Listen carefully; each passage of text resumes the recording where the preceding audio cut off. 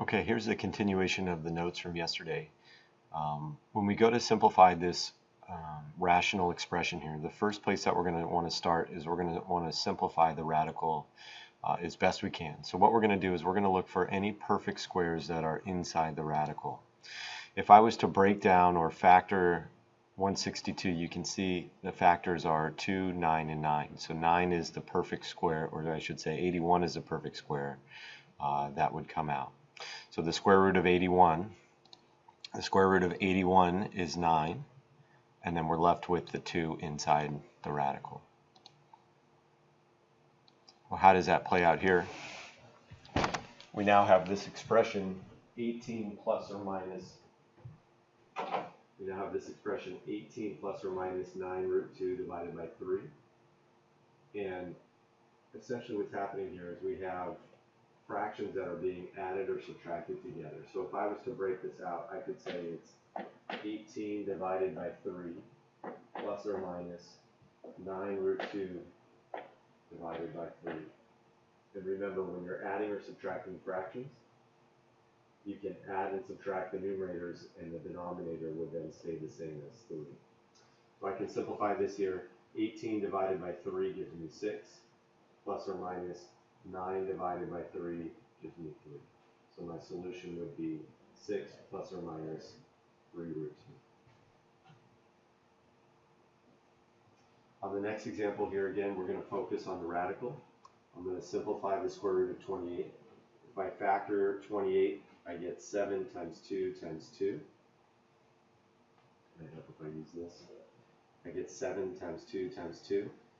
So 4 is my perfect square. The square root of 4 is 2, so the 2 comes out, and then the 7 does not have a match. The 7 is not a perfect square, so the 7 stays inside the radical. Okay. Looking at how to simplify it, again, we can break this out and say we have 6 divided by 2 plus or minus 2 root 7 divided by 2. 6 divided by 2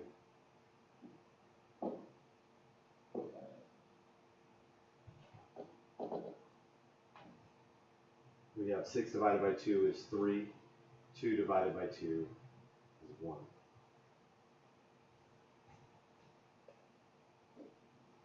Taking a look at our next example here, we have 25 plus or minus square root 75 divided by 50.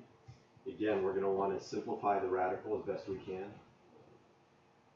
What you'll see here is that we have a perfect square again. The square root of 25 is going to be 5. What's left inside the radical is 3.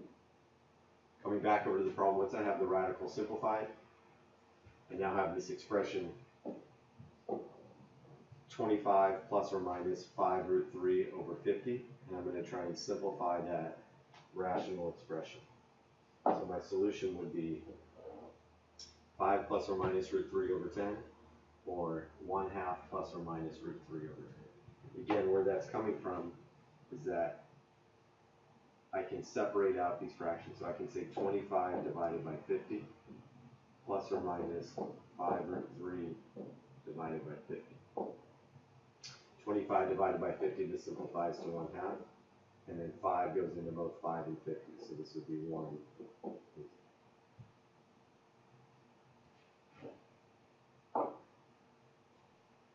Okay. Process is the same. So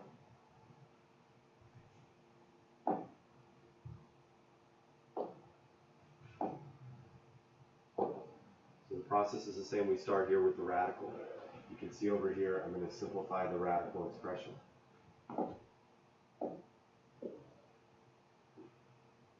When I do that, I'm going to end up with 6 root 3.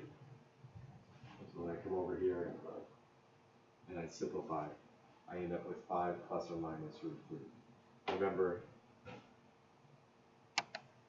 I would get 30 divided by 6 plus or minus 6 root 3 divided by 6. 30 divided by 6 is 5. 6 divided by 6 is 1. So 5 plus or minus 1 root 3. Example number 17, things switch up a bit. here is all of the numbers plugged into the quadratic formula. What we're going to do is we're going to start with the grouping symbol. Let's figure it out.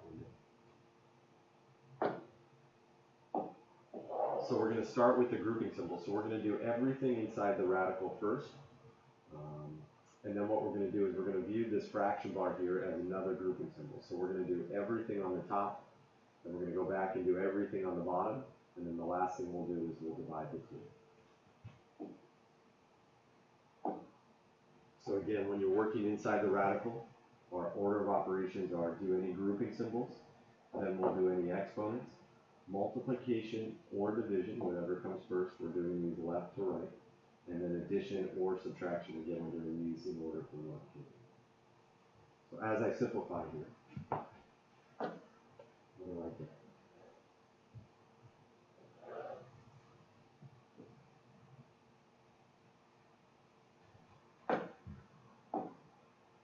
Okay, so the first thing I did is I squared 7, so 7 squared got me to 49.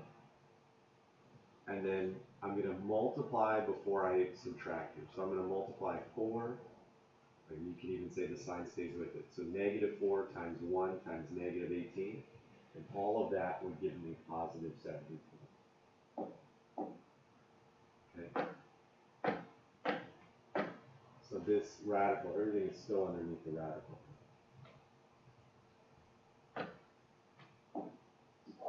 Order of operations, I do my grouping symbol here. So I do my grouping symbol, 49 plus 72 is 121. The square root of 121 is 11. Okay. Plus or minus, I have two math problems, negative 7 plus 11, negative 7 minus 11. So as I work those out, I would get 4 divided by 2 is equal to 2. Negative 18 divided by 2 is negative 9. And those would be my two solutions. Number 18. I have 6 plus or minus the square root of negative 6 squared minus 4 times 1 times 9 all over 2 times 1. Order of operations, we're going to do exponents first. We're going to multiply second, and then we're going to subtract. So we're going to focus on that radical first.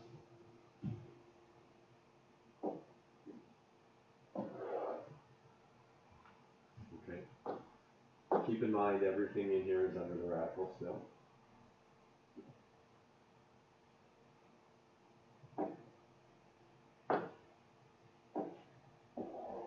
So negative 6 squared is 36. Negative 4 times 1 times 9 is negative 36. 36 minus 36 gets me to 0. The square root of 0 is 0. So what is that?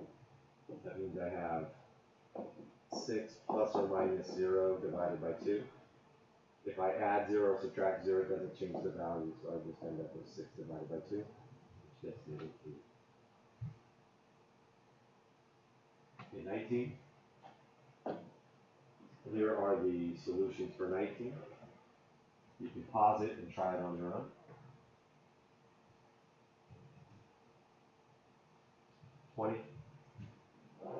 Here are the solutions for 20. Again, you can pause it and try it on your own. 21 and 22 are a little bit different. This is about writing the equations in standard form. So a couple things that you want to focus on here.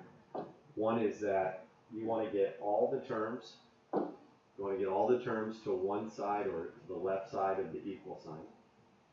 You want the other side of the equation to be equal to 0, so set the equation equal to 0. And then lastly, you want to write the polynomial in descending order, so the highest exponent to the lowest exponent.